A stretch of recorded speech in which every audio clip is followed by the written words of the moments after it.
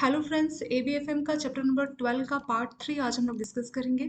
आज हम इसके जो एग्जांपल्स यहाँ दिए हुए हैं उसके बारे में डिस्कशन करेंगे। तो ये जो थ्योरी था यहाँ तक हमने पार्ट 2 में कंप्लीट किया था। पार्ट 3 में आगे के जो कोई एग्जांपल्स दिए वो हम देखेंगे।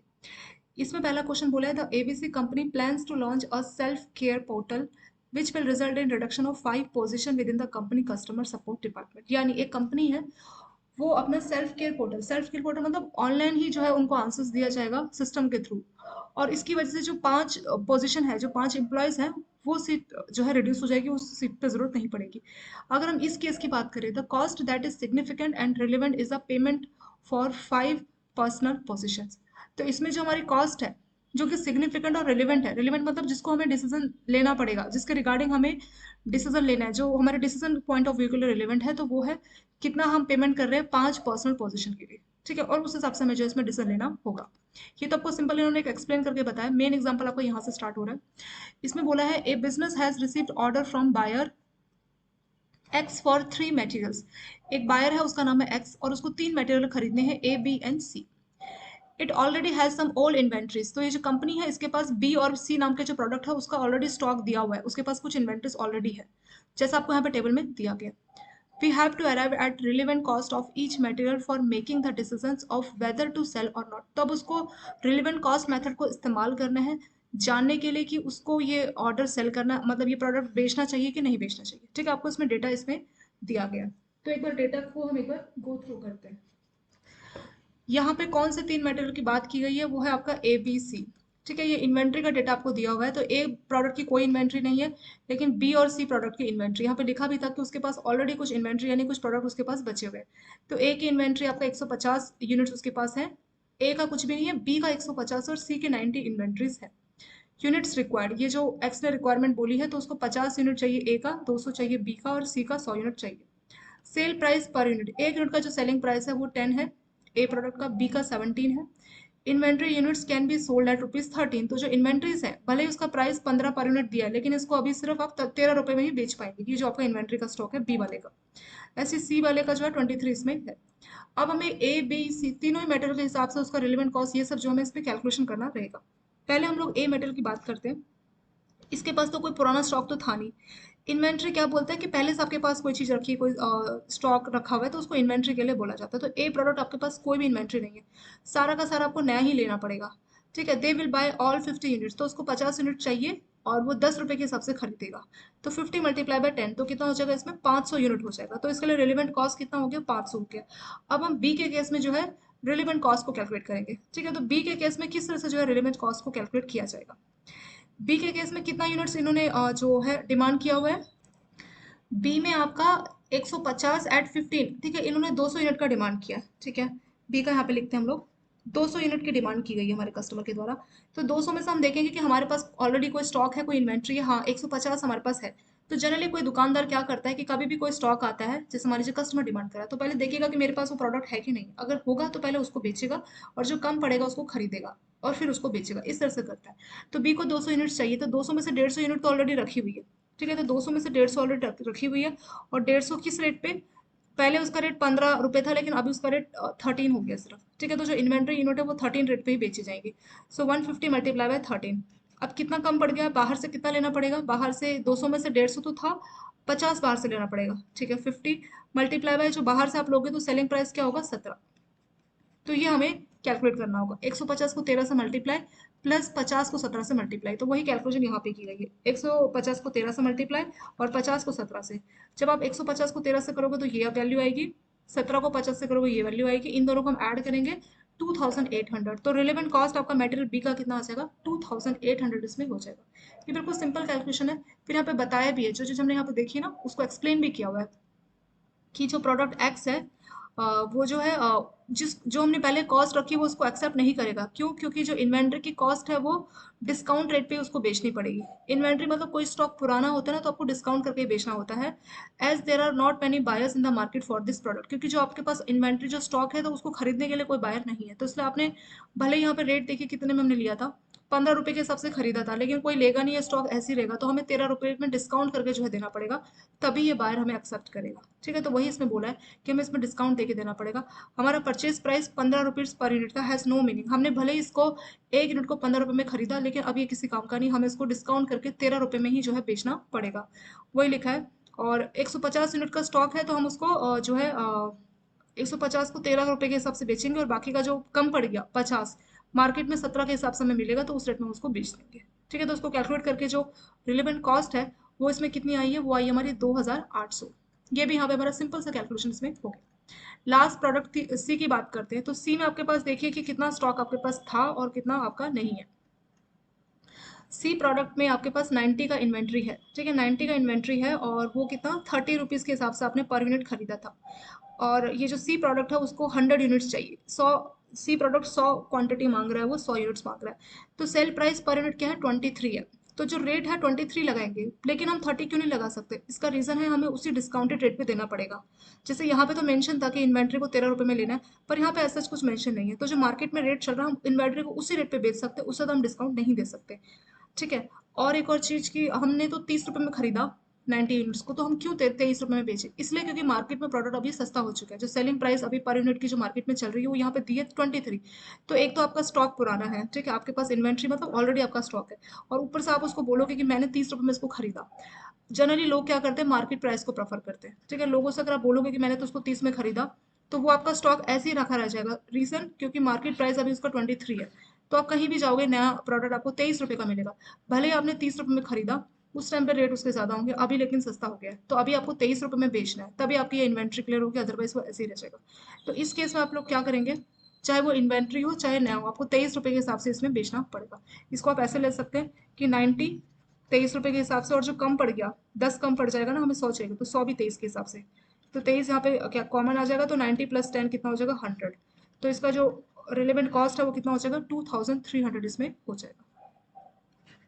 ठीक है, कैलकुलेशन किस हिसाब से किया है कि 30 per unit is not relevant since the current price is 23। तो अभी का जो मार्केट प्राइस है वो 23 है, तो हम ये नहीं बोल सकते, मतलब दुकानदार ये नहीं बोल सकता कि आपने एक प्रोडक्ट 30 रुपये में खरीदा, तो वो बात बिल्कुल ही बेसलेस है।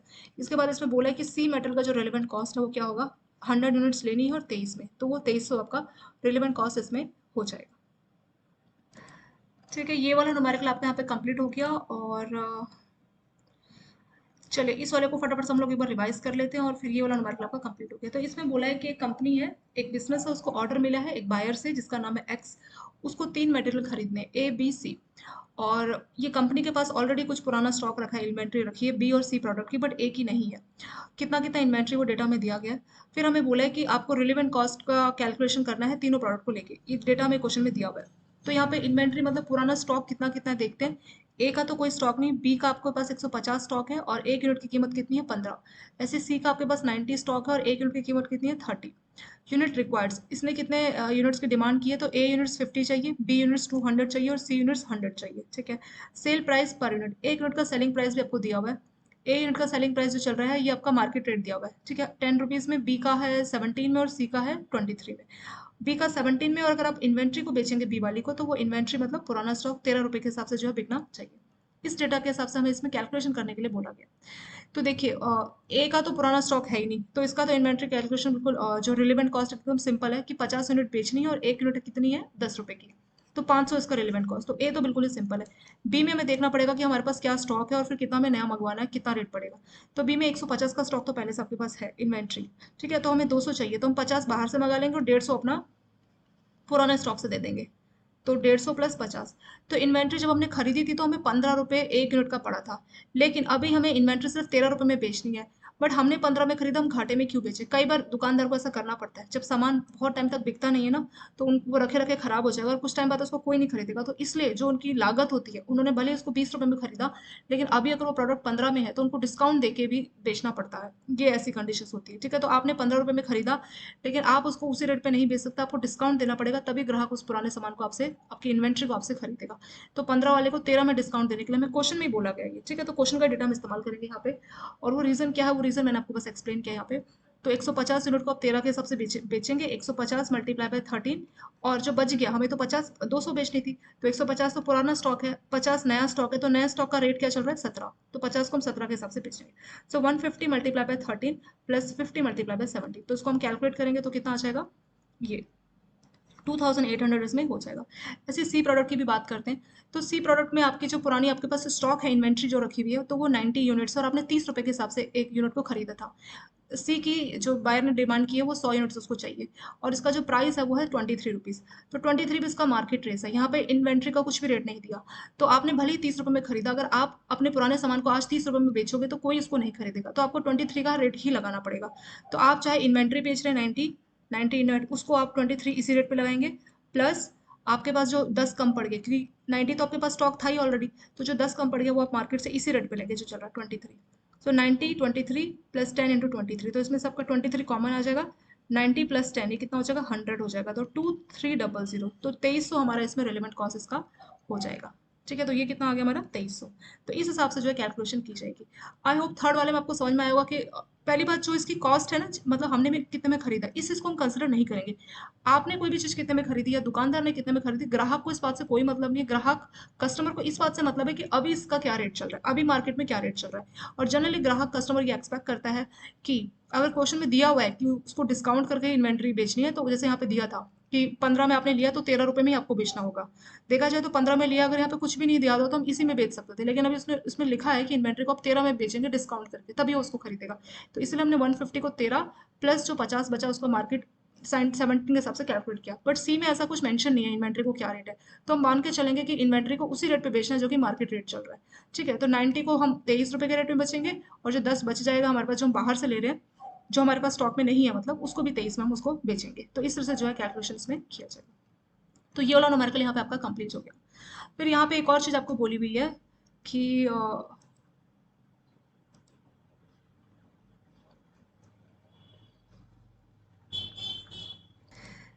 यहाँ में एक एग्जांपल दिया हुआ है, एग्जांपल्स ऑफ मेक और बाय डिसीजन। मेक और बाय डिसीजन का मतलब क्या होता है, इसको बिल्कुल आप ऐसे समझ सकते हैं कि आपको कपड़े खरीदने हैं, तो आपको लगता है कि हम कपड़े लेके स्टिचिंग करवाए सिलवाए, या फिर हम रेडीमेड ड्रेस ले।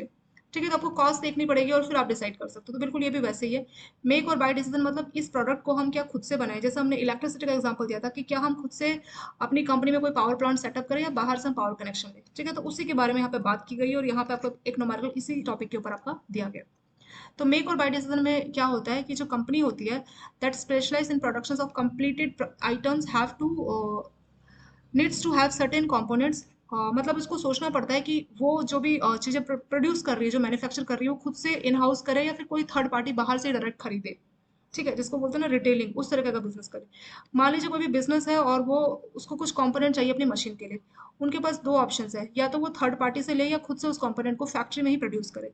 इन the event of business choose to outsource, अगर मान लीजिए उसने बोला कि चलो हम बाहर से ही लेंगे इसको, it will have to free up some space that is rented out, तो उसको क्या करना पड़ेगा, उसको थोड़ा स्पेस जो है अ, मतलब अगर कंपनी ने डिसाइड किया कि वो खुद से प्रोड्यूस करेगी उस चीज़ को, ठीक है, जो उनको चीज़ें चाहिए, जो भी कंपोनेंट चाहिए मशीन्स के लिए, अगर खुद से प्रोड्यूस करेगी तो उसको थोड़ा स्पेस चाहिए होगा जहाँ पे वो चीज़ें रख पाएंगी। अगर उसने बोला कि हम आउटसोर्स करेंगे तो उस केस में उनको एडिशनल जो है कैश फ्लो मिल जाएगा उस रेंटेड प्रोमाइसिस से, मतलब उस एरिया को रेंट पे दे सकते जो एरिया वो इस्तेमाल करती, या वो खर्चा उनका इस तरह से बच जाएगा। सो कंपनी को इसी तरह से जो अपनी कॉस्ट को एनालिसिस करना चाहिए, डिसीजन देके कि कहाँ पे हमारा खर्चा कम पड़ रहा है, बाहर से खरीदने में हमारा खर्चा कम है या फिर खुद से बनाने में खर्चा कम है, और उस हिसाब से कॉस्ट एनालिसिस करके जो है डिसीजन ले सकती है। ये सिंपल थ्योरी है, एग्जांपल्स आप लोग उसको बेहतर वे में समझ पाएंगे। देखिए इसमें बोला है कि ABC company is in the business of producing auto parts, auto parts बनाने का ही काम करती है कौन, ABC company. Some of which require very precise pieces of machinery, तो किसी चीज़ के लिए जो है मशीनरी के पीसेस बहुत ही प्रिसाइज चाहिए होते हैं। When purchasing from a supplier, the unit price is ₹5। अगर आप सप्लायर से खरीद रहे हैं तो एक यूनिट प्राइस आपको 5 रुपए का पड़ेगा।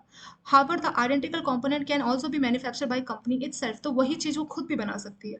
The company needs a total of 50,000 individual units, इस कंपनी की जो रिक्वायरमेंट है 50,000 यूनिट्स इसको चाहिए। ठीक है, तो following cost are incurred by the company when the goods are produce internally, अगर वो खुद से अपनी कंपनी के अंदर ही उस वो जो पीसेस ऑफ मशीन्स की बात कर रहे थे ना, अगर वो खुद से इसको बनाती है तो ये खर्चा आएगा। डायरेक्ट मटेरियल में 2 रुपये का खर्चा एक यूनिट का, डायरेक्ट लेबर में 4 रुपये का खर्चा एक यूनिट का, ओवरहेड में 1 रुपये का खर्चा।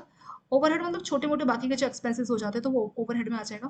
स्पेशल टूल्स में 40,000 का ऐसे खर्चा आएगा। तो ये 4 खर्चे आएंगे जब वो खुद से बनाएगी। तो हमें डिसीजन लेना है कि इस कंपनी को आउटसोर्स करना चाहिए, मतलब बाहर से डायरेक्टली खरीदना चाहिए रेडीमेड, या खुद से जो है मैन्युफैक्चर करना चाहिए। तो हम इसकी कॉस्टिंग को देखेंगे और फिर हम लोग कंपैरिजन करेंगे तो टोटल खर्चे कितने आ रहे हैं, टोटल कॉस्ट कितनी आएगी 50,000 यूनिट्स के लिए, ठीक है। तो डायरेक्ट मटेरियल में 2 रुपये का खर्चा पर यूनिट, डायरेक्ट लेबर में 2 रुपये का खर्चा, डायरेक्ट लेबर में आपका 4 रुपये का खर्चा है, ठीक है। यहाँ पे आपका 2 रुपये दिया और आपका यहाँ पे 4 रुपये दिया, कैलकुलेशन लेकिन उन्होंने 2 के हिसाब से किया है, तो यहाँ पे इसको एक काम करते हैं 2 ही यहाँ पे रख लेते हैं। ओवरहेड में खर्चा 1 रुपये पर यूनिट आपका आएगा, और स्पेशल टूल्स में आपका खर्चा 40,000 आएगा। ये पर हेड नहीं है, ये मतलब टोटल ही खर्चा है, जब भी आप बनाएंगे ना टोटल आपको स्पेशल टूल्स में 40,000 का खर्चा, तो ये तो वन टाइम है। और ये जो खर्चा है ये पर यूनिट है, 1 यूनिट के हिसाब से।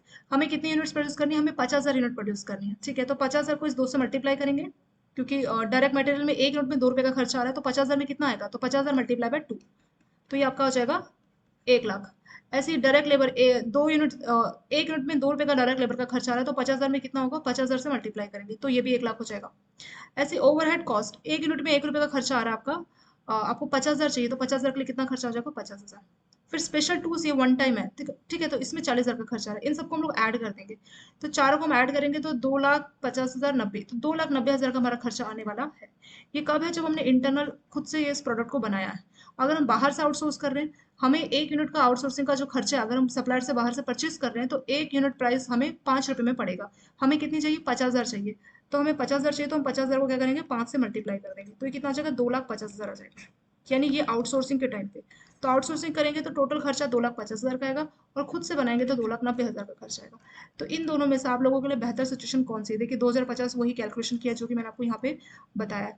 50,000 यूनिट्स बनानी है और 1 यूनिट में 50,000 यूनिट मंगवानी है, और 1 यूनिट आपको 5 रुपये में मिल रही है, तो 2,50,000। तो हमारे लिए बेटर कौन सा है इस केस में, सस्ता कौन सा है, 2,50,000 सस्ता है। इसीलिए जो है 2,90,000 की जो है कॉस्ट उसको आ रही है जब वो इंटरनली प्रोड्यूस कर रही है, और जब बाहर से आउटसोर्सिंग डायरेक्टली मंगा रही है सप्लायर से, तो 2,50,000, तो इसलिए इसको आउटसोर्सिंग के साथ कंटिन्यू करना चाहिए। तो इस तरह से जो है हम अपना डिसीजन ले सकते हैं। जैसे मैंने बताया ना, कोई चीज़ आप घर पे बना रहे हैं या बाहर से मंगवा रहे हैं, जैसे मैंने रेडीमेड ड्रेस का एग्जाम्पल दिया, तो आप सोचेंगे कि मेरे को महंगा खर्चा कहाँ आ रहा है। मान लीजिए अगर आप कॉटन का कोई ड्रेस ले रहे हैं, तो आपने कपड़ा लिया, उसकी कीमत है 1,000 और स्टिचिंग का खर्चा 500 रुपये, तो कितना आपको वो ड्रेस पड़ गया, कितने में, 1500 रुपये में, ठीक है। ये इंटरनली मतलब आपने खुद से बनवाया है।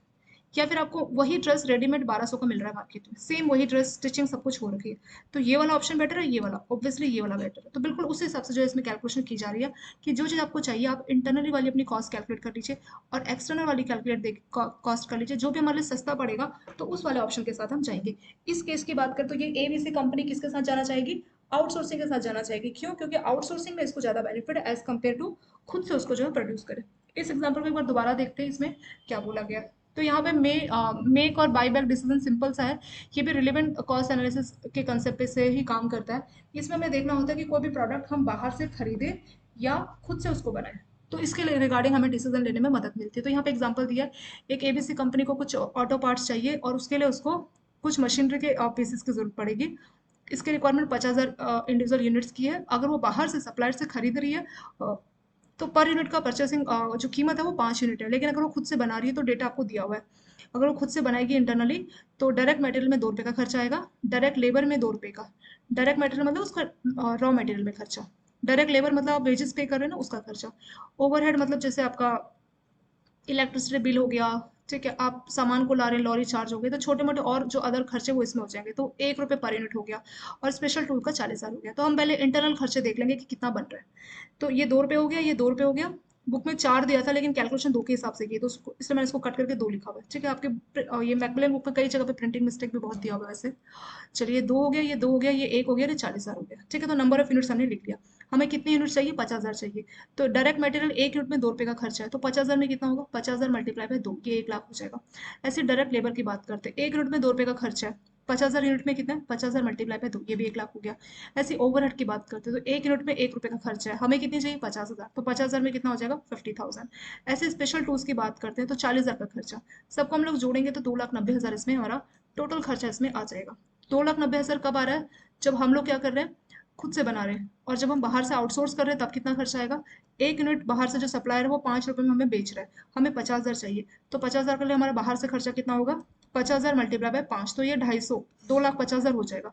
तो 2.5 लाख का खर्चा आएगा जब हम आउटसोर्सिंग करेंगे, और इंटरनली हम खुद से उसको बना रहे हैं, तो 2,90,000 का खर्चा आएगा। तो बेटर हमारे लिए कौन सा, ये वाला बेटर है। तो हम इस वाले ऑप्शन के साथ यानी आउटसोर्सिंग वाले के साथ जाना इसमें प्रेफर करेंगे। फिर नेक्स्ट इसमें दिया है आपको एग्जांपल्स ऑफ कंटिन्यूअस प्रोडक्शंस और क्लोज बिजनेस यूनिट डिसीजंस। तो रिलेवेंट कॉस्ट के हेल्प से आप कैसे मतलब आपको बिजनेस कंटिन्यू करना चाहिए या अपना क्लोज कर देना चाहिए, तो वो डिसीजन लेने में मदद मिलती है। ठीक है, किस तरह से इसको इन्होंने एक एग्जांपल से दे रखा है आपको। इसको पहले समझते हैं कि इसमें बोलना क्या चाह रहे हैं। इसमें सिंपल सी बात कर रहे हैं कि आप मान लीजिए कोई आपका बिजनेस चल रहा है, ठीक है, आप बिजनेस से कुछ अर्न कर रहे हैं। आपके पास दो ऑप्शन है कि आप बिजनेस को कंटिन्यू करेंगे या आप बिजनेस को क्लोज कर देंगे, शट डाउन कर देंगे। ठीक है, तो हम किस तरह से कैलकुलेशन करते हैं, हम देखते हैं जो हमारा खर्चा हो रहा है और जो हम अर्न कर रहे हैं उसका डिफरेंस देखेंगे। अगर हम अर्न ज़्यादा कर रहे हैं खर्चे से तो उस केस में हम कंटिन्यू कर सकते हैं, लेकिन अगर हमारा खर्चा बढ़ गया हमारी अर्निंग से, उस केस में हमें इसे शट डाउन करना चाहिए। ये बिल्कुल सिंपल सा डिसीजन है। इसके लिए हमें कोई मतलब मेथड की भी जरूरत है। इसको आप खुद से सोच सकते हैं कि अगर कोई आप दुकान चला रहे हैं, आपका मान लीजिए 10,000 दुकान का हर महीने का खर्चा आ रहा है, उसका रेंट में इलेक्ट्रिसिटी, अगर आपने किसी वर्कर को भी रखा है तो 10,000 खर्चा आ रहा है, लेकिन महीने भर की कमाई सिर्फ आपकी 8,000 हो रही है। तो इसमें क्या आपको दुकान कंटिन्यू करनी चाहिए? बिल्कुल नहीं, क्योंकि आप लॉस में जा रहे हैं। तो ज़्यादा टाइम आप लॉस में जाए तो आपको शट डाउन करना ही बेटर होगा। लेकिन मान लीजिए 10,000 आपका खर्चा हो रहा है और हर महीने आप 15,000 अर्न कर रहे हैं, तो यहाँ पे देखा जाए तो आप 5,000 का फिर भी आप प्रॉफिट में, तो आप इसको कंटिन्यू कर सकते हो। तो ये सिंपल सी चीज़ यहाँ पे इस पैराग्राफ में एग्जाम्पल के थ्रू जो है हमें बताई गई है। ठीक है, हमें बोल रहा है कि हमें डिसीजन लेना है कि हम बिजनेस को कंटिन्यू करें या शट डाउन कर दें। ठीक है, और इसके लिए हमें क्या करना पड़ता है कि जो मैनेजमेंट है उसको असेस करना पड़ेगा कि जो यूनिट्स प्रोड्यूस हो रही है तो उससे इतना इनकम जनरेट हो रहा है जितनी हमारी मेंटेनेंस कॉस्ट है, जैसे प्लांट की कॉस्ट है, मशीनरी की कॉस्ट, कहीं मतलब जो हमारी इनकम जनरेट हो रही है और जो हमारी कॉस्ट आ रही है तो हम उसका कंपैरिजन करेंगे। अगर हमारी इनकम ज़्यादा है कॉस्ट के कंपैरिजन में तो आप कंटिन्यू कर सकते हैं, लेकिन अगर आपके खर्चे ज़्यादा है इनकम के कंपैरिजन में तो आपको कंटिन्यू नहीं करना चाहिए। ठीक है, तो इसलिए हमें जो है प्रॉपर कॉस्ट की एनालिसिस करनी पड़ती है और फिर जो है देखना पड़ता है। इसको एग्जांपल से भी आप समझ सकते हैं। एक कंपनी है, मान लीजिए अमूल कंपनी है, वो चीज़ बनाने का काम करती है और उसमें उनको जो है 10,000 का खर्चा लग जाता है। Maintenance cost for machinery is 3,000, और जो मेंटेनेंस का खर्चा 3,000 का है और मटेरियल का खर्चा 2,000 का है और लेबर का खर्चा 2,500 का और मिसलेनियस खर्चे 2,500 के। ओवरऑल एक्सपेंस अगर हम इन चारों खर्चों को ऐड कर दें, 3 2 5 और ये 5 10, तो 10,000 का आपका टोटल खर्चा आ जाता है। और इसमें जो आपकी वर्थ वर्थ मतलब इस उन कितनी कमाई हो रही है, कितनी 10,000 की कमाई हो रही है, तो 10,000 की कमाई हो रही है और खर्चे भी 10,000 के आ रहे हैं। So company might think of discontinuing the चीज, तो उसको ये यूनिट बंद कर देनी चाहिए। ठीक है, क्यों? क्योंकि खर्चे भी 10,000 के हो रहे हैं और कमाई भी 10,000 की हो रही है, तो बराबर हो रहा है, तो कुछ भी प्रॉफिट लॉस नहीं चल रहा, तो कंटिन्यू करके कोई इसमें फायदा नहीं है। ये कंटिन्यू कब कर पाएगी? अगर इसके एक्सपेंसेस मान लीजिए 7,500 होते, मतलब खर्चे होते 7,500 और इसकी कमाई होती मान लीजिए 10,000, तो 2,500 इसमें बच जाते, तो ये कंटिन्यू कर सकते थे। लेकिन इस केस में इसको जो है क्लोज कर देना चाहिए। तो ये भी एक तरीका है जिससे आप डिसाइड कर सकते हैं कि आपको कोई भी यूनिट कंटिन्यू करनी चाहिए या आपको शट डाउन कर देना चाहिए। ठीक है, एग्जाम्पल से इन्होंने इसको बहुत अच्छी तरीके से समझाया। तो ये हमारे डिसीजंस जो है हमें कंटिन्यू करना है या क्लोज डाउन करना है, तो ये दो चीज़ों पे डिपेंड करते हैं, इनकम पे और हमारी कॉस्ट पे। अगर हमारी इनकम ज़्यादा हो रही कॉस्ट के कंपैरिजन में तो हम कंटिन्यू कर सकते हैं, लेकिन अगर अगर हमारी कॉस्ट ज़्यादा है इनकम के कंपैरिजन में तो हमें इसे शट डाउन कर देना चाहिए।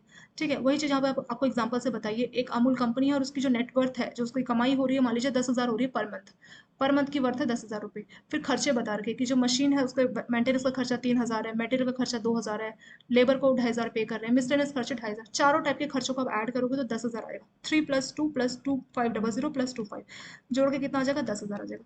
तो 10,000 के खर्चे हो रहे हैं और अर्निंग कितनी है? वो भी 10,000 की है, तो बिल्कुल बराबर चल रहा है ना, प्रॉफिट ना लॉस। तो उस केस में आपको कंटिन्यू नहीं करना चाहिए। It might think of discontinuing चीज यूनिट, तो ये सोच सकते हैं कि इस यूनिट को क्लोज कर दे।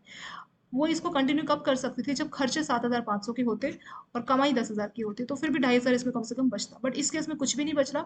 सो बेटर है इसको ये डिसकंटिन्यू कर दे। ये वाला टॉपिक भी अपने यहाँ पे कंप्लीट इसमें हो गया। नेक्स्ट टॉपिक है इसमें हमारा,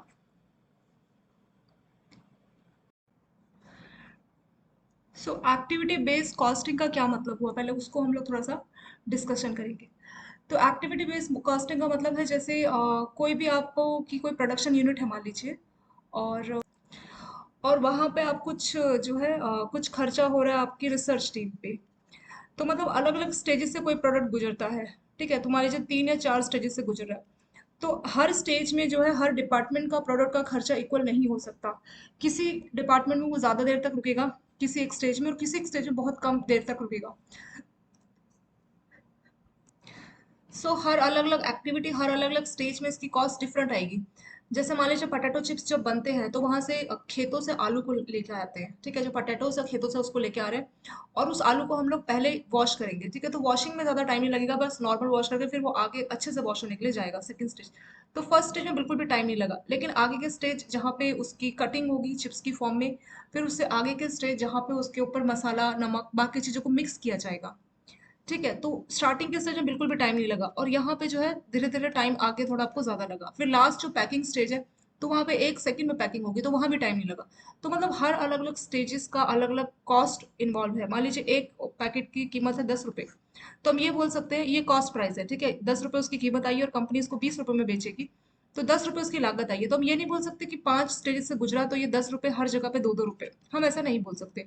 रियलिटी क्या है? रियलिटी ये है कि इस वाली जगह पे इसकी कॉस्ट 1 रुपए आई होगी, लास्ट में भी ज्यादा नहीं रुका, वहां पे भी 1 रुपए आई होगी, यहाँ सबसे ज्यादा रुका जहाँ पे उसमें नमक मसाला बाकी चीजें मिक्स की गई है ताकि अच्छे से मिक्स हो जाए, तो वहां पे 3 रुपए कॉस्ट आई होगी। बीच के जो दो स्टेज है वहां पे 2 रुपए या 2 रुपए, इस तरह से जो है वो दो दो चार पाँच छः सात आठ नौ, चलो इस स्टेज को भी हम 3 कर लेते हैं। तो इस तरह से जो है कॉस्ट इन्वॉल्व हुई होगी। तो यही मेथड इस्तेमाल किया जाता है एक्टिविटी बेस्ड कॉस्टिंग, मतलब किस किस एक्टिविटी में किस किस स्टेज में कहाँ पे ज्यादा खर्चा आ रहा है, उसका रियल खर्चा पता करना, वही उसी के हिसाब से जो कैलकुलेशन की जाती है। यहाँ पे ये लाइन लिखी है कि activity based costing is use for estimating the cost which in turn is use for decision making. तो इस मेथड को इस्तेमाल कर रहे हैं डिसीजन के लिए। और इससे पहले ऊपर एक लाइन लिखी है कि before to the emergence of ABC, यानी एक्टिविटी बेस्ड कॉस्टिंग के आने से पहले company typically calculate profitability using the allocation method.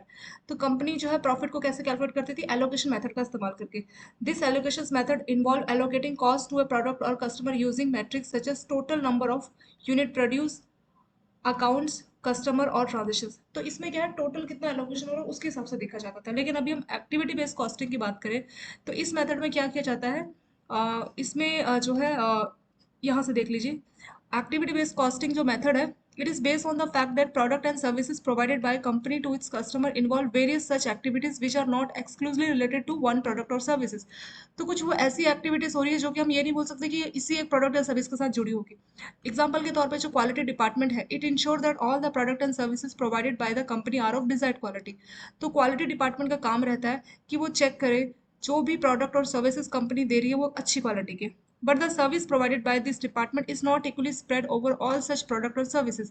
But ये जो सर्विस, ये जो डिपार्टमेंट है क्वालिटी कंट्रोल डिपार्टमेंट, ये जो भी सर्विसेज दे रही है हर प्रोडक्ट और सर्विस पे इक्वली ये डिस्ट्रीब्यूट नहीं हो रही। सम प्रोडक्ट में require higher amount of time and resource of department compare to other product. कई बार ये हो जाता है कि मतलब डिपार्टमेंट एक ही है, क्वालिटी कंट्रोल डिपार्टमेंट, तो कई बार दो प्रोडक्ट आए, मान लीजिए ए और बी। तो ऐसा नहीं हो सकता कि ए प्रोडक्ट उसने जितना टाइम दिया, जितना रिसोर्स यहाँ पे इन्वेस्ट किया उतना ही बी में होगा। तो किसी में अगर उसको डाउट है तो उसको दोबारा चेक करेगा, तो यहाँ पे टाइम ऑलमोस्ट डबल भी लग सकता है। लेकिन यहाँ पे उसको डाउट नहीं था, उसने पहली बार में क्लियरेंस दे दी। तो अलग अलग प्रोडक्ट का ये जो क्वालिटी कंट्रोल डिपार्टमेंट है, ये जो रिसोर्स है, इसका जो पैसा है, टाइम है, वो इक्वली डिस्ट्रीब्यूट नहीं होता, वही इसमें बोला गया। सो एक्टिविटी बेस्ड कॉस्टिंग ये एक टेक्निक होती है जिससे अप्रोप्रिएटली असाइन किया जाता है कि cost of such activity to various product and services, कि ये जो एक्टिविटी कर रहा है, क्वालिटी जो चेक कर रहा है, सर्विस अलग अलग इसने दी तो उस पर इसका कितना खर्चा हुआ। ठीक है, हम ये नहीं बोल सकते कि क्वालिटी कंट्रोल डिपार्टमेंट का 50,000 का खर्चा आया और ए और बी को इसने बराबर टाइम दिया तो 25,000 का खर्चा ए का होगा, 25,000 का बी का होगा, हम ऐसा इसमें नहीं बोल सकते। इसमें यह देखा जाएगा कि कितना टाइम कितना रिसोर्स ए को दिया गया और कितना टाइम बी को दिया गया, तो उसके हिसाब से प्रोपोर्शनल लेके फिर हम उसका टोटल रेट जो है उसी हिसाब से अप्रोप्रिएट करके जो है उसको कैलकुलेट करते हैं। यही एक मेथड इसमें होता है। इस मेथड में क्या होता है कि ओवरहेड कॉस्ट ऑफ कंपनी को आइडेंटिफाई किया जाता है हर कॉस्ट के साथ, ठीक है, हर एक्टिविटी के साथ। तो हर एक्टिविटी पे कितना ओवरहेड का खर्चा आया वो सब इसमें जो है चेक किया जाता है। ओवरहेड जो कॉस्ट का वर्ड यूज किया, तो ओवरहेड का मतलब होता है सारे के सारे जो इनडायरेक्ट एक्सपेंस कंपनी को फेस करने पड़ते हैं वो सब ओवरहेड में आ जाएगा। क्वालिटी कंट्रोल भी एक टाइप का ओवरहेड, मतलब ये डायरेक्टली इन्वॉल्व नहीं है प्रोडक्ट बनाने के लिए, बट इनडायरेक्ट वे में ये भी जरूरी है। जैसे आप लोग इंश्योरेंस कराते हैं प्रोडक्ट का या अपनी कंपनीज का, ये भी एक टाइप का ओवरहेड है। एडमिनिस्ट्रेटिव एक्सपेंस, तो ये कुछ जो इनडायरेक्ट वे में आपकी कॉस्ट को इम्पैक्ट करते हैं तो उसको बोला जाता है ओवरहेड कॉस्ट या ओवरहेड एक्सपेंस। तो ये जो है इसको आइडेंटिफाई किया जाता है और फिर उसके हिसाब से जो है उसकी कॉस्ट चेक की जाती है। और यहाँ पे एक एग्जांपल दिया हुआ है, एग्जांपल से हम लोग बेटर वे में समझ पाएंगे कि ये किस तरीके से काम करता है। एक कंपनी है SW लिमिटेड, ठीक है, उसने CKD यानी कम्प्लीटली नॉकडाउन कुछ पैक्स उसने लिए 2 व्हीलर्स और 3 व्हीलर्स के लिए। अब ये क्या होते हैं, इसको असेंबल करती है वो, ठीक है, कम्प्लीटली नॉकडाउन कुछ पैक्स है। इसको ये 2 व्हीलर के अलग से पैकेट्स उसने लिए, 3 व्हीलर के अलग से लिए, तो उसमें क्या होगा, उसमें सारी चीजें रहेंगी, उनको वो असेंबल करेगी और मार्केट में बेचेगी। ये काम करती है हमारी SW limited. The material and labor cost of each pack till it reach the assembly line is 50,000। तो हर पैकेट का खर्चा 50,000 है जो 2 व्हीलर बना रही है, और जो 3 व्हीलर्स बना रही है तो उसका 80,000 खर्च है। Total cost incurred by assembling line during the year. पूरे साल जो असेंबलिंग लाइन है जो असेंबल कर रही है प्रोडक्ट को, टू व्हीलर थ्री व्हीलर के पैकेज से निकाल के उसको, तो 20 लाख का खर्चा आ रहा है। और इसमें जो है 20,000 लेबर आवर का खर्चा हो रहा है, 20,000 लेबर आवर्स का खर्चा आ रहा है और 20 लाख रुपए का खर्चा इसमें आ रहा है। यानी 20 लाख खर्चे हो रहे हैं और 20,000 घंटे जो है खर्च हो रहे हैं लेबर्स के। Assembling of two wheeler take a average 20 labour hour. तो अगर दो व्हीलर को असेंबल करना है तो 20 लेबर आवर का खर्चा हो रहा है और तीन व्हीलर के लिए 30 लेबर आवर का खर्चा हो रहा है। We have to find the cost of each two wheeler and each three wheeler using the ABC. अब आपको कॉस्टिंग मेथड की हेल्प से बताना है कि हर दो व्हीलर का, हर मतलब एक यूनिट ऑफ टू व्हीलर का और एक यूनिट ऑफ थ्री व्हीलर का कितना कॉस्ट आया, कितना खर्चा है। ठीक है, ये हमें इस पर कैलकुलेट करना है। कैलकुलेशन बहुत ज़्यादा सिंपल है। इसमें हमें करना क्या है, पहले फिक्स कॉस्ट कितनी आ रही है वो हम देख लेंगे। उसके बाद जो उसकी वेरिंग कॉस्ट है उसको हम देख लेंगे, उससे हमें इसका टोटल खर्चा पता लग जाएगा। तो कॉस्ट हम क्या करेंगे, कॉस्टिंग में इसकी फिक्स कॉस्ट कितनी आ रही है प्लस इसकी जो वेरी कॉस्ट है वो हम देखेंगे, वेरिएबल कॉस्ट। तो फिक्स कॉस्ट तो इसमें जो है 50,000 तो इसका है ही। ठीक है, हर मेटर का जो पैक है वो 50,000 है। तो टू व्हीलर की बात करें तो 50,000 इसकी फिक्स कॉस्ट है और थ्री व्हीलर की बात करें तो 80,000 तो उसकी कॉस्ट है ही है। फिर उसके बाद और क्या खर्चा आ रहा है, लेकिन आगे जो ये जा रहा है असेंबली लाइन वो एक ही है, मतलब उसमें टोटल खर्चा बता रखा है 20 लाख का आ रहा है और उसमें 20,000 लेबर आवर खर्च हो रहे हैं। तो हम क्या करेंगे, 20 लाख को हम 20,000 से डिवाइड कर देंगे। जैसे आप लोग 20 लाख को 20,000 से डिवाइड करेंगे तो आपको मिलेगा 100। ठीक है, तो ये देखिए यहाँ पे किया हुआ है 100 रुपीज पर लेबर आवर, यानी कि हम एक लेबर को एक घंटे का कितना पे कर रहे हैं, 100 रुपीज पे कर रहे हैं। जिस सबसे खर्चा आया ना, 20 लाख का टोटल खर्चा आया असेंबली कराने में साल भर में, और 20,000 लेबर आवर का इस्तेमाल किया गया। ठीक है, टाइमिंग भी दिया है 20,000 लेबर आवर्स। तो अगर हम 20,000 को 20 लाख को 20,000 से हम लोग डिवाइड करेंगे कितना आ जाएगा, 100 रुपीज आ जाएगा। इसका मतलब पर लेबर आवर, यानी कि एक लेबर आवर का, यानी एक लेबर का एक घंटे का 100 रुपए का जो है इसमें खर्चा आ गया। अब हम देखेंगे कि हर लेबर को कितना टाइम लग रहा है। तो यहाँ पे दिया हुआ है कि टू व्हीलर को असेंबल करने के लिए एवरेज 20 लेबर आवर लग रहे हैं, 20 घंटे लग रहे हैं। ठीक है, टू व्हीलर का कितना था, 50,000 था। तो 20 घंटे उसको लग रहे हैं, एक घंटे के लिए उसका चार्ज कितना आया, 100 रुपये आया। ठीक है, तो 20 को हम 100 से मल्टीप्लाई करेंगे, ये आ जाएगा 2,000। 50,000 में हम 2,000 जोड़ देंगे तो कितना आ जाएगा, ये 52,000 इसमें हो जाएगा। ठीक है, तो ये आपकी जो कॉस्ट पड़ी टू व्हीलर की वो आई 52,000। ये देखिए यहाँ पे इसको कैलकुलेट किया गया। ऐसे ही हम लोग थ्री व्हीलर का भी देखेंगे। थ्री व्हीलर में कितना टाइम लग रहा है, assembly of three wheeler takes 30 hours, 30 labour hours, और एक लेबर आवर की कीमत है 100 रुपये। हमें 30 लेबर आवर का बताना है कितना होगा, 30 × 100। तो कितना हो जाएगा, 80,000 प्लस ये 3,000 हो गया, तो ये हो जाएगा हमारा 83,000। ठीक है, कैलकुलेशन ये आपकी सिंपल है, इसका आंसर 83,000 इसमें आ जाएगा। तो कितना आपका खर्चा लगेगा टू व्हीलर के लिए, टोटल 52,000 का, और थ्री व्हीलर के लिए आपका 83,000 का इसमें टोटल खर्चा लगेगा। तो बस ये न्यूमेरिकल आपका यहाँ पे इसमें सॉल्व हो गया। तो इसमें मेंशन भी किया direct cost of material and labour for each packet. तो जो डायरेक्टली खर्चा हुआ वो कितनी है, 50,000 80,000, वो तो हमें दिया हुआ है। अब हम उसका ओवरहेड मतलब अलग से जो खर्चा आ रहा है वो उसके हम देखेंगे।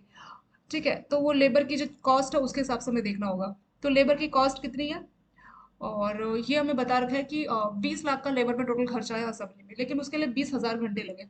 तो 20 लाख को 20,000 घंटों से हम डिवाइड करेंगे तो ये आ जाएगा 100 रुपीज पर आवर। तो लेबर का एक घंटे का खर्चा कितना है, 100 रुपया है।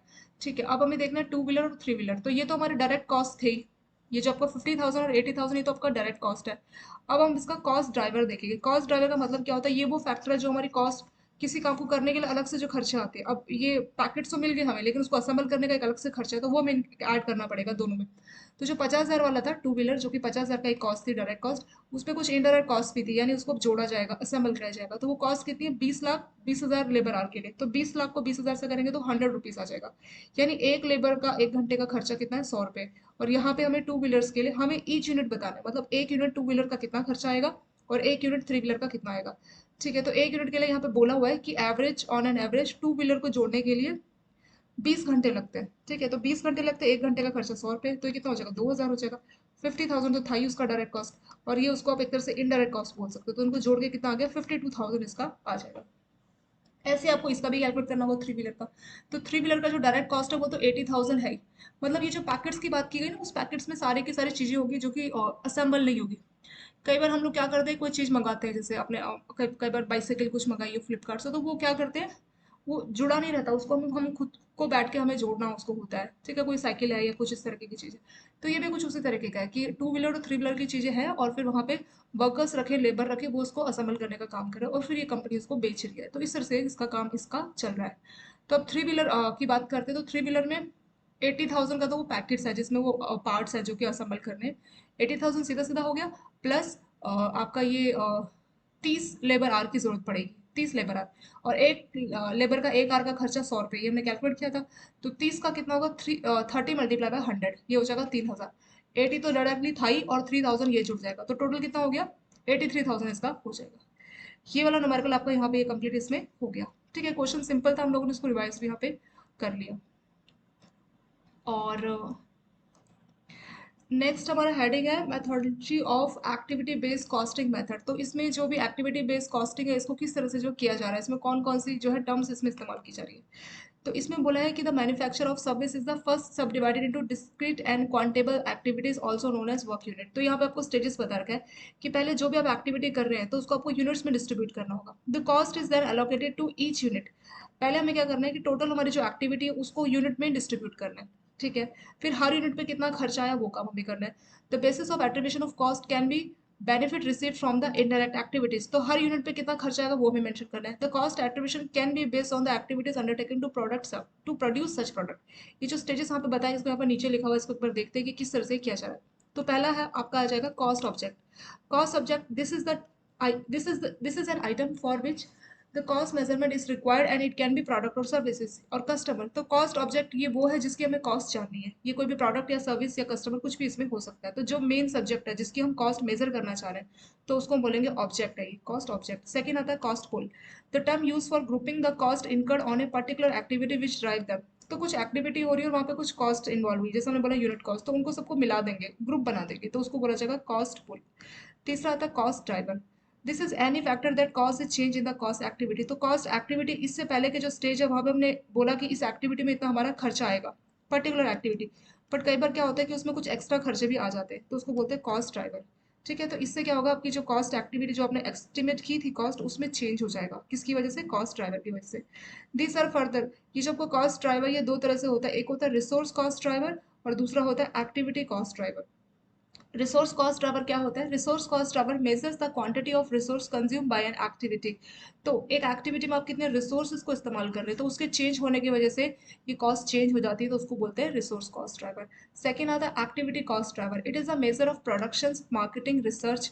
तो ये जैसे मार्केटिंग डिपार्टमेंट, रिसर्च या प्रोडक्शन डिपार्टमेंट की मेजर की वजह से ये दूसरे वाला जो एक्टिविटी कॉस्ट जो है ड्राइवर इसमें चेंज करता है। ठीक है, थोड़ा सा आपको बेसिक यहाँ पे दिया हुआ है। फिर अलग अलग स्टेजेस है जिसकी वजह से आप एबीसी सिस्टम को इस्तेमाल करते हैं। एक्टिविटी बेस्ड जो हम सिस्टम यूज कर रहे हैं ना कॉस्टिंग के लिए मेथड, तो इसके लिए ये सारे स्टेजेस जो है इस्तेमाल किए जाते हैं। पहला आइडेंटिफाई द प्रोजेक्ट, तो ऐसा कौन सा प्रोजेक्ट है, पहले आपको प्रोजेक्ट देखना होगा जिसकी आप कॉस्टिंग करना चाह रहे हैं। सेकेंड है identify different activities within the organisation. तो आपने अपना प्रोजेक्ट देख लिया, अब उसमें कौन कौन से ऑर्गेनाइजेशन है, वहाँ पे क्या क्या एक्टिविटी हो रही है, तो उन एक्टिविटी को आपको आइडेंटिफाई करना रहेगा। तीसरे में identify the direct cost of product, तो जो भी आपके प्रोडक्ट्स है उनकी जो डायरेक्ट कॉस्ट है वो आपको इसमें आइडेंटिफाई करनी रहती है। चौथा है आइडेंटिफाई द ओवरहेड, एक तो डायरेक्ट कॉस्ट है मतलब जो कि डायरेक्टली इन्वॉल्व है, ओवरहेड को आप बोल सकते हैं इनडायरेक्ट कॉस्ट। डायरेक्ट कॉस्ट जैसे लेबर का खर्चा हो गया, ठीक है, रॉ मटेरियल का खर्चा, ये सब उसका डायरेक्ट कॉस्ट हो गया। इनडायरेक्ट जैसे एडमिनिस्ट्रेशन कॉस्ट, उस बिल्डिंग का खर्चा, ठीक है, जिसको आपने रेंट पे लिया हुआ है, लीज का अगर आप पे कर रहे हैं, और अगर इंश्योरेंस पे कर रहे हैं, आप रिसर्च एंड डेवलपमेंट करा रहे हैं, ठीक है, क्वालिटी कंट्रोल डिपार्टमेंट है, तो ये डायरेक्टली नहीं इनडायरेक्टली खर्चे करती है, तो उसी को ओवरहेड बोला जाता है। डायरेक्ट आपने जो आपकी कॉस्ट, सो हमने क्या किया, इसकी जो डायरेक्ट कॉस्ट है वो देखी है, फिर अगले स्टेज में इनडायरेक्ट कॉस्ट देखी जिसको ओवरहेड का नाम दिया। नेक्स्ट है spread the support service across the primary activity. अब आपको सपोर्ट सर्विस वो चेक करना है, determine the activity cost driver. अब एक्टिविटी कॉस्ट ड्राइवर को आपको चेक करना है, ठीक है, वो कैलकुलेट करना है। And compute the total cost of product और सब्जेक्ट, फिर आपको टोटल जो कॉस्ट है वो कैलकुलेट करनी है। ये जो स्टेजेस यहाँ पे बताए हुए हैं तो ऐसे पढ़ के आप लोगों को समझ में नहीं आएगा, इसके ऊपर न्यूमेरिकल दिया हुआ है तो न्यूमेरिकल से आप लोग उसको बेटर वे में समझ पाएंगे कि बस इन्होंने स्टेजेस बताए कि किस तरीके से हम ये काम करते हैं। आप लोग बस इस फॉर्मूले को याद कर लीजिए, एक्टिविटी कॉस्ट ड्राइवर रेट का फॉर्मूला क्या है, total cost of activity divided by activity driver. Total activity में कितना खर्चा है और एक्टिविटी ड्राइवर कितना है, ये हमारा फॉर्मूला होता है एक्टिविटी कॉस्ट ड्राइवर रेट का। ये स्टेजेस पे आपको याद रखने का जरूरत नहीं है, क्योंकि जब न्यूमेरिकल आएगा तो वहीं पे हम लोग देखेंगे कि किस तरह से होता है। बस थोड़ा सा मैंने यहाँ पे इसको रीड इसलिए कर दिया ताकि आपको पता लग जाए कि इसमें एक्जैक्टली क्या होता है, किस तरह से जो है कैलकुलेशन इसमें की जाती है, और कौन कौन से फैक्टर्स जो है एक्टिविटी बेस्ड कॉस्टिंग मेथड के लिए इस्तेमाल किए जाते हैं। एक तो आपका कॉस्ट ऑब्जेक्ट है जिसके लिए हम कॉस्ट मेजर कर रहे हैं। सेकंड कॉस्ट पूल है, हर यूनिट की कॉस्ट को ग्रुप बना दिया जाएगा, वो हो जाएगा आपका कॉस्ट पूल। कॉस्ट ड्राइव, जिसकी वजह से आपकी जो कॉस्ट ऑफ एक्टिविटी उसमें चेंज आ जाता है, उसी को बोलते हैं कॉस्ट ड्राइवर।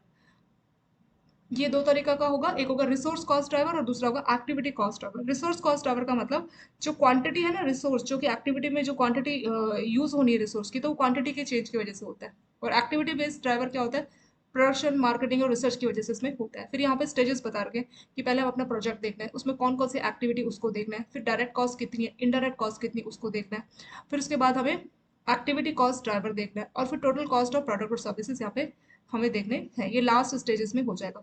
फिर एक्टिविटी कॉस्ट ड्राइवर रेट का फॉर्मूला है total cost of activity divided by activity driver. थोड़ा बहुत समझ में आ गया, इतना भी सफिशिएंट है। न्यूमेरिकल से आप लोगों का जो डाउट है वो यहाँ से इसका क्लियर हो जाएगा। ये हमने देख लिया, इस न्यूमेरिकल को मैंने आप लोगों को रिवाइज यहाँ पे करवा दिया था। और स्टार्टिंग में हमने बोला था कि एक्टिविटी बेस्ड जो कॉस्टिंग होती है, इसमें क्या होता है कि हर, जैसे एक यहाँ पे उन्होंने एक एग्जांपल दिया था कि जो क्वालिटी कंट्रोल डिपार्टमेंट है, दो प्रोडक्ट उसके पास है, ए और बी, तो हम ये नहीं बोल सकते कि उसने इक्वल टाइम इक्वल रिसोर्स इस्तेमाल किया होगा। ऐसा हो नहीं सकता, क्योंकि कोई भी सर्विस होती है जनरली, तो वहाँ पे हमेशा इक्वल नहीं रहता। जैसे आप डॉक्टर के पास भी जाते हो, तो किसी कस्टमर को, किसी मरीज को वो 5 मिनट में मतलब उसका ट्रीटमेंट करता है, और किसी के ट्रीटमेंट के लिए वो आधा घंटा भी लगाता है। तो वो क्या है कि पर्सन टू पर्सन वेरी करेगा। तो क्वालिटी कंट्रोल डिपार्टमेंट भी इसी तरह से काम करता है। तो एक्टिविटी बेस्ड कॉस्टिंग मतलब हर प्रोडक्ट पे कितना खर्चा है, उसी प्रोपोर्शन में जो है खर्चा बता रहा है। अगर आपकी कंपनी का मान लीजिए क्वालिटी कंट्रोल डिपार्टमेंट में 50,000 का खर्चा आया, ठीक है, एज्यूम कर लेते हैं, तो हम ये नहीं बोल सकते कि 50,000 का खर्चा आया तो जो ए डिपार्टमेंट है आधा खर्चा उसका, ए प्रोडक्ट में आधा खर्चा, बी प्रोडक्ट में आधा खर्चा। तो हम ये नहीं बोल सकते कि 25,000 का खर्चा, नहीं, हम टाइम देखेंगे, कितना रिसोर्स इस्तेमाल हुआ वो देखेंगे। रिसोर्स मतलब वहाँ का ह्यूमन, वहाँ का स्टाफ, वो सब। तो टाइम कितना इन्वॉल्व हुआ, कितना रिसोर्स इस्तेमाल हुआ, तो उसके हिसाब से हम लोग अपनी कैलकुलेशन इस पे करेंगे। ठीक है, और रिसोर्स में क्या चीज़ें आप इस्तेमाल कर रहे हैं क्वालिटी के लिए, ठीक है, वो भी इसमें इंक्लूड हो जाएगा। तो ये भी हो सकता है कि ए प्रोडक्ट में ज़्यादा टाइम लगा हो और बी में ना लगा हो, तो हम ये भी बोल सकते हैं कि जो 50,000 खर्च हुए क्वालिटी में, तो ए प्रोडक्ट का जो डिस्ट्रीब्यूशन है वो 30,000 है और बी का सिर्फ 20,000 है। ये हो सकता है। तो उसी प्रपोर्शन में, जिस प्रपोर्शन में रिसोर्स इस्तेमाल हुआ, टाइम इस्तेमाल हुआ, उसी प्रपोर्शन में उसके जो रेट है उसको हम डिस्ट्रीब्यूट करते हैं। तो यही होता है आपका एक्टिविटी बेस्ड कॉस्टिंग में। यही चीज़ आपको थ्योरी के थ्रू यहाँ पे बताइए। फिर एग्जाम्पल भी हम लोगों ने देखा था, और ये हमने थोड़े से इसके कुछ स्टेप्स यहाँ पे भी इसके देखे थे। अब इसका जो एग्जाम्पल नंबर 2 है, इसको हम लोग नेक्स्ट पार्ट से डिस्कस करेंगे। इसे थोड़ा सा आप लोग देख लीजिए, और thank you so much for watching this video.